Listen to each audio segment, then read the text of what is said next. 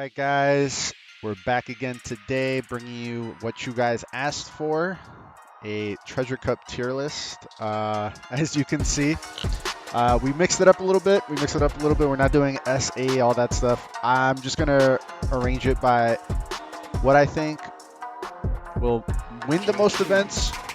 We'll see plenty of top 8s, who might hit top 16, top 32, and then nice try, and definitely wasn't even brought to the event. And then I even have deck lists to show off. So without further ado, let's hop into our first pick. All right, we got our favorite protagonist, Luffy. All right, Luffy is my pick for best red deck to actually top 8 and do successful in a long run. Just because he has better games against Kid. Kid, well, it's not going to be a secret, guys. Kid's going to be at the top there, but Kid is the most consistent deck. He's not an oppressive deck, but he definitely can do his game plan and achieve his game plan more consistently than any other deck, and has, I'd say, probably the most 50-50 to advantage matchups out of any of the decks, just because of that consistency, like I'm saying. He also has a good advantage of beating red, and there is going to be a lot of red. Really, from every trend that I have seen, from locals to like actual statistics, shows red being overrepresented, and that is also why most of the events that you've seen recently have been won by green, because it doesn't dumpster red, but it has a very favorable matchup. That is why green is on the rise right now. So if you're playing red and you're not preparing yourself for it, you're not going to make it far. Which is why I like Luffy, because he has the best package to... There we go. So we have our Luffy package. We're playing a very mid-range, but yet still aggressive. I'm trying out this Brook in one of my test builds that I have right now on Long with Law, just to have that extra neg. That extra neg with Luffy being able to attach Resodon to Beppo or Nico, just helping us clear blockers, helping us kill some of their mid-range targets like Okiku. You can do double neg and hit things like Hawkins. In one of my recent tournaments with Luffy, I actually jet pistoled someone's Shanks. I still lost the game because he had more gas by the time I did that, but I was able to jet pistol a Shank. So like, you have a lot of play with like these neg and then mid-range like removal package you have. You still have Rush. Rush is still the focus of the deck. You can still take on purple and win successfully. I've done it, but I've also lost because we're a lot less low to the ground. So we're not putting as much early pressure by the time we get to the end game. So that is the give and take with the deck. I really like Luffy. So on my list here, I think he will hit top 8 quite consistently. And while we're talking about red, I'll just jump into Zoro real quick. I think he can top 8, but realistically, in a larger event, I think he'll probably hit top 16, top 32. So this is our Zoro list. I like him. He's okay. Like I said, I think he's still significantly worse. We're not running as many of the 2-drop 4Ks, just because, like I said, you have to accommodate for that matchup. So we're running Uda. We're trying out the Brook in this build. We have the Shanks. Like, these numbers can change, don't get me wrong. This isn't like a definitive build. I'm still testing this out.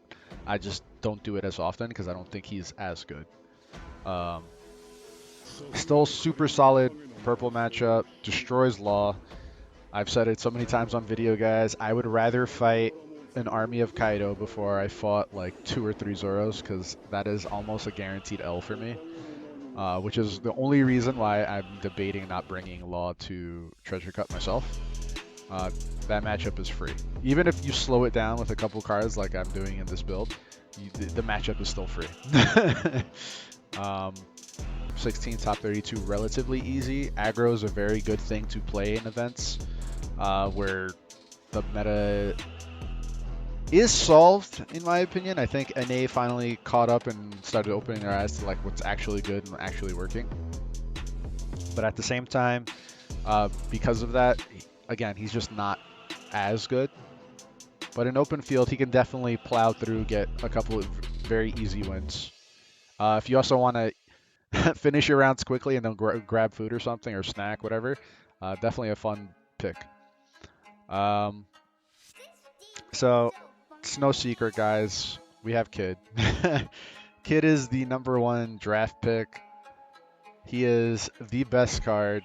Do not sleep on him. He is amazing. I have his build somewhere. There we go. So this is our Kid build.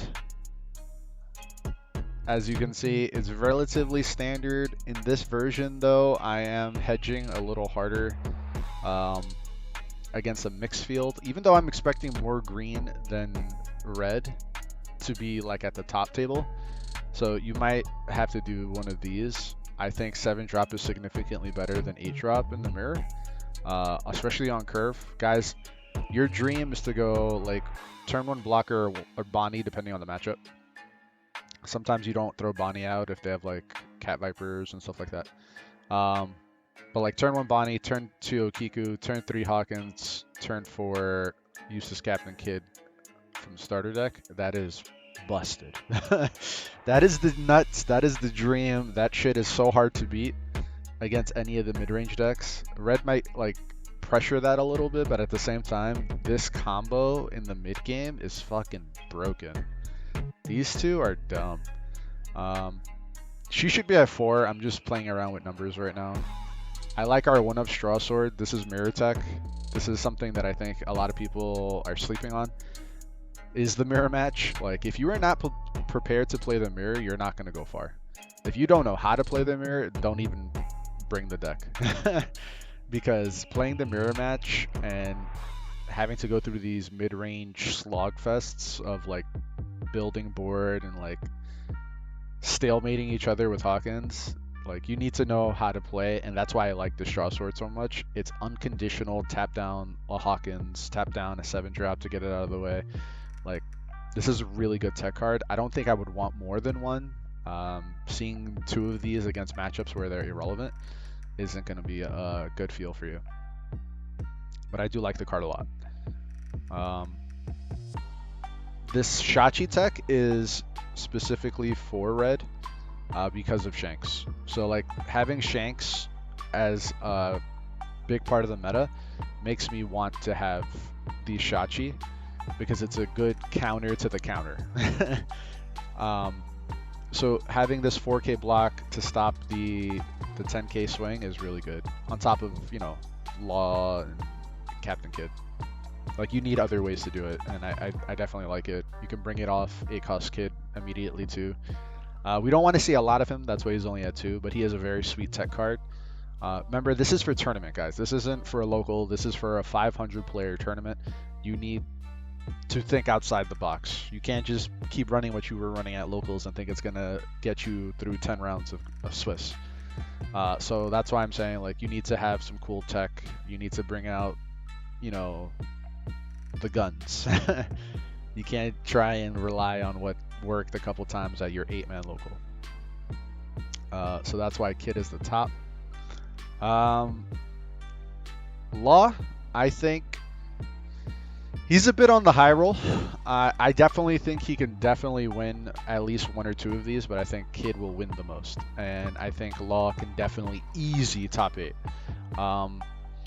Against mid-range red decks, it gives you a little more time to breathe. If you're able to dodge any of the early rounds of Swiss against like red and play into green, you're actually slightly favored. It can go both ways, but I think you're still slightly favored because you do have outs. So let's jump into that. With our first build, this is the one I've been testing rigorously. I love this build. I've stopped playing 8-cost Kid in lieu of more Hawkins. I am fighting for that mid-range board. We have consistency and search, and we also have ways to remove their threats with pistol and Otama. I added a killer in because we can't ignore red. Red is still a threat to us. We have a split between Okiku, Robin, and Zoro because, again, we still have to acknowledge that purple exists. I don't I'm going to tell you right now, guys, for all you aggro players who think that's the way to play Law, one, I've never wanted to see more than like 2 of these cards, and then 2, they're not always relevant. And aggro into green is not that good. The reason why green has been winning a lot of events right now is because people have been trying to stick to 4 Zoro, 3 Luffy, and it's not going to get you there. Yes, is it cool to bounce Zoro after attacking with it with Law and then play Zoro again and attack again? Yes, I agree. If the meta was purple, I would be playing aggro Law all day. But it is not. It is a mid-range focused game on removing the board, not trying to deplete my opponent's life. And as you've seen me do in my videos, sometimes I don't even attack the kid player. Sometimes I don't want to give them extra resources, or even opposing Law. I don't fight to try and win the game fast. You're not going to get that. They have Cat Vipers, they have Okikus, they have Hawkins, they have big blocker, small blocker. You're not going to be able to push your way through and then keep your board. It's not going to happen. That is how you're going to lose games. So that is why I'm switching it up. I'm not a fan of aggro Law. When I was starting this deck 6 months ago, it was the nuts. But after people learned how to play, I don't think it's worth it. Another mid-range version is the 8-cost Kid Law, which I've been playing since forever. Another consideration I'm making, it has a slightly better red matchup. Just because 8-cost Kid, if you can get here and have a couple blockers, Radical Beam, 2K counters, like you will survive. Like you will do well enough to survive and stop them from winning. So I'm a big fan of 8-cost Kid. Again, if the metagame keeps trending this way and it turns out to be that way, like at the big events, this might be the way to go. Just because you have to remember, like I would love to think that I'm gonna make it to day 2 and then play something like this against the top tables, but you have to also play 10 rounds of Swiss, so that could be a lot of Zoro matchups potentially, like depending on your luck of the draw, right? So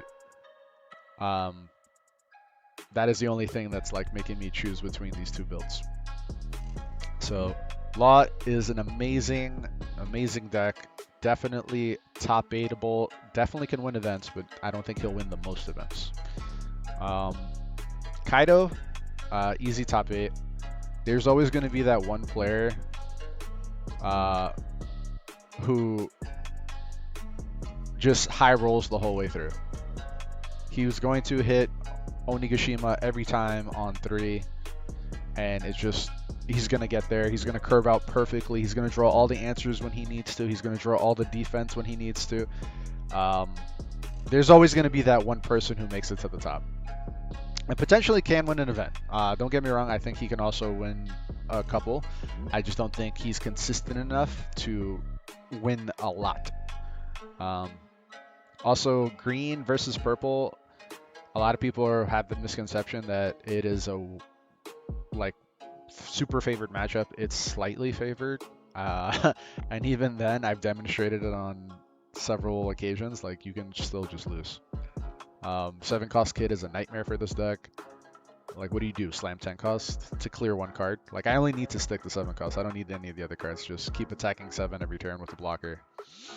I've ignored the Rush Kaido with 7-cost Kid and just kept pushing for damage. So that is not free. You still have to work for it. That's why I like having these Babanuki and the Fukurokuju. I'm so good at saying his name now, bro. I'm like S tier. Nobody can out Fukurokuju me. But yeah, I like the Babanuki. It helps us fight for the mid game.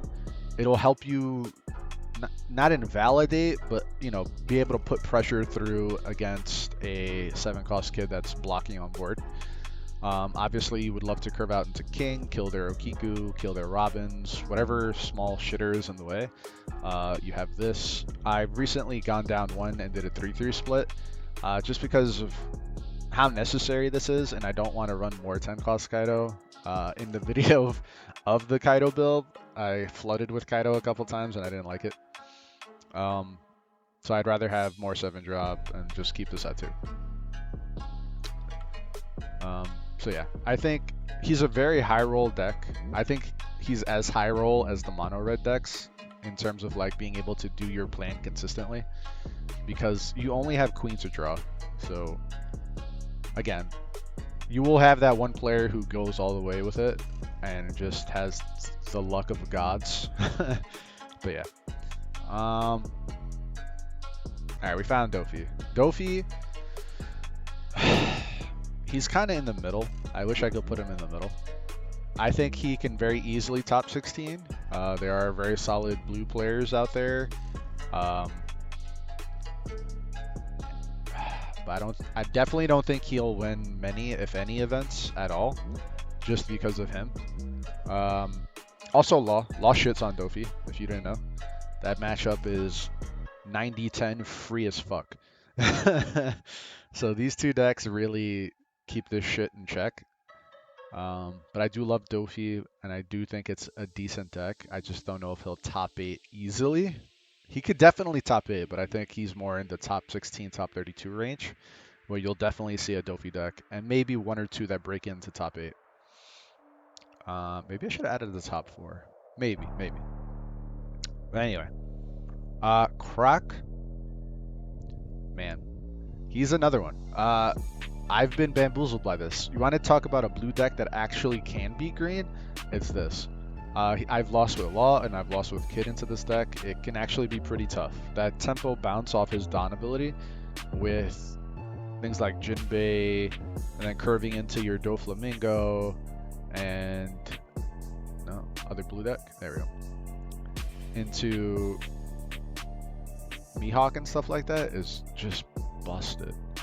Also, this Law, guys who are saying that 7-cost Croc is the best blue mid-range card to play in your decks and are lowering your Mihawk count and your Doflamingo count, I think you're dumb. I think this is a better card to play in that slot. Does he have a 1K counter stat like he does? No. That is probably one of the thickest cards with an actual counter stat on it, which is kind of nuts. I will agree on that. That's probably the best part of the card. But I think this is amazing. It helps your purple matchup, which actually can be tough for this deck.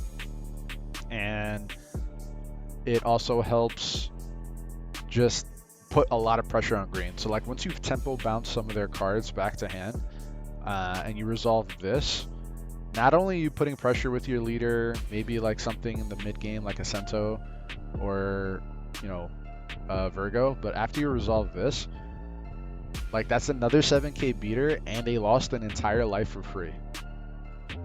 An entire life is gone. I think that has to sink in for some people. Like, I didn't attack, I just took your life. And I resolved the 7K, which was a pain in the ass to deal with. This isn't my build. This was the West Blue Treasure Cup, some shit from Japan.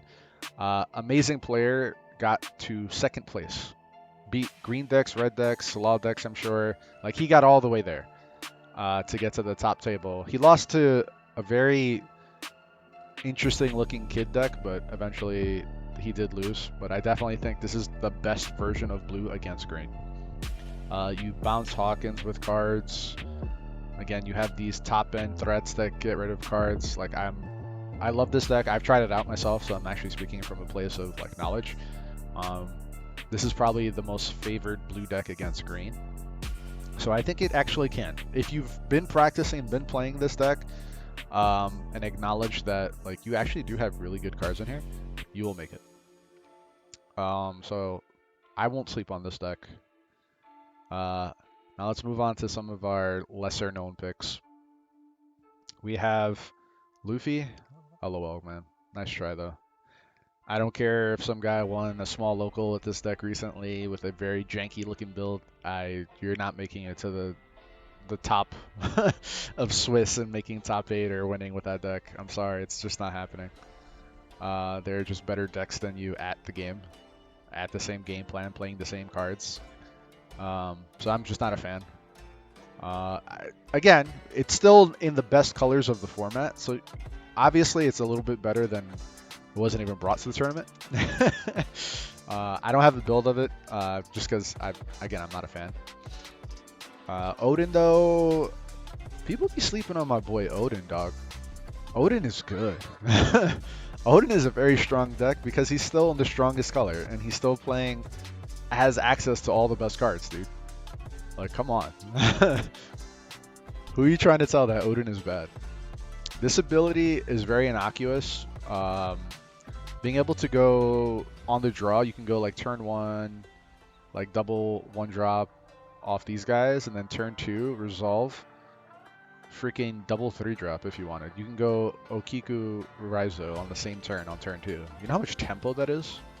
And all you gotta do is pitch a Wano card.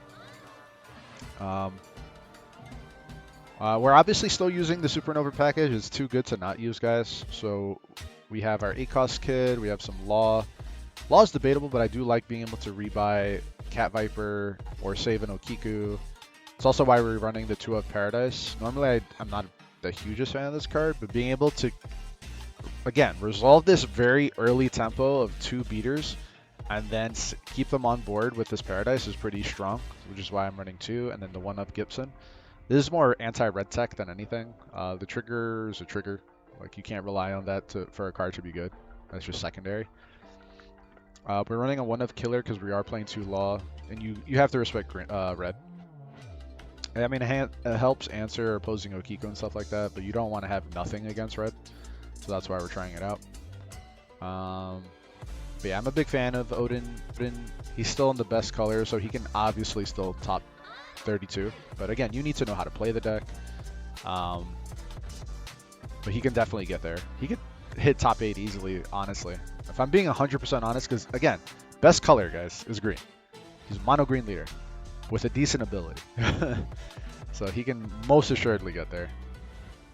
Blurple Croc, guys, I already know there's going to be a guy in the comments who's going to fucking come at me, but I don't think it's a good deck.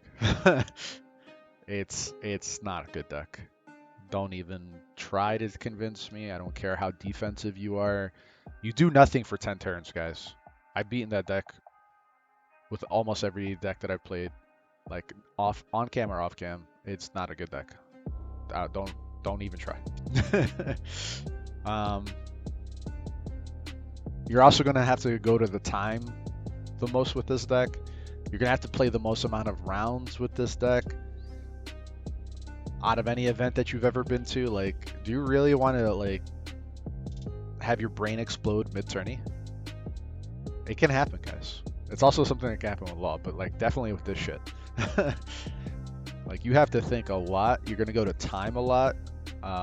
Even in a 32-man local that I went to recently, this deck went to time, and he ended up losing because he had less cards in deck. Do you want to be that guy? Do you want to lose because you didn't have enough cards in deck? Come on. So this shit is not worth it. I will never stand by this deck. I'm sorry. And then these two are going to stay where they're at. I don't have a build for them because he's literally just Kaido with worse leader ability. And he is also just Kaido with more blockers but worse leader ability. The redundancy in the Dawn getting isn't really worth it in my opinion. You're also down a life, so you're even worse against red. Yeah, you have more blockers, but at the same time, like, red doesn't give a fuck. You have a 1k blocker and Dofi, which does help with consistency. Again, guys, little known secret, I actually played Dofi and Blurple Kaido in the very beginning when I was testing decks out, just because I thought they were cool. I thought they were cool abilities, and then I learned the hard way after months of playing. They're not that great.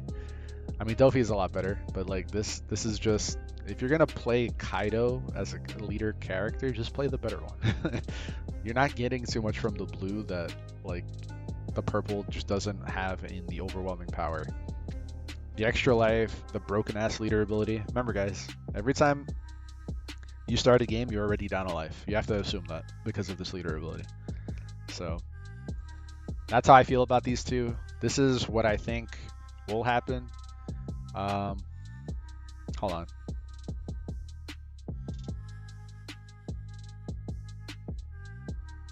Add row above. There we go. We'll put it orange. Oh no. Do that. We'll make this one red. top 4 and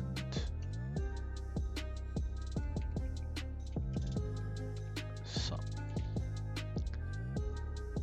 So that's how I would do it.